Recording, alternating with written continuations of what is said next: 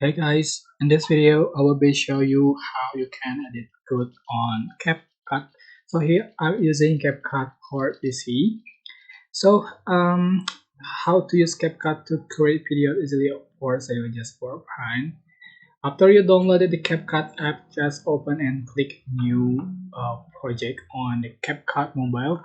But in this CapCut the CapCut PC, you can click import, so you can import that your photos, videos, or audios you want to edit. And then how to good at it, so you can use all the picture available here.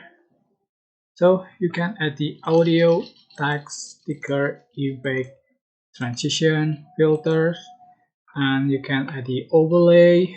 You can just for the video position and size, plane the overlay at the background, so you can select the cut out for um, remove the background. You can use masking, enhance animation, and you can also add the motion tracking here.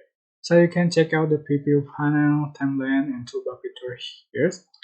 And I think this video is especially for those of you who are using CapCut video editing for the first time. So if you find it useful, don't forget to click like, comment, share, and also subscribe. If you have any questions, please leave in the comment section down below. Thank you so much for watching.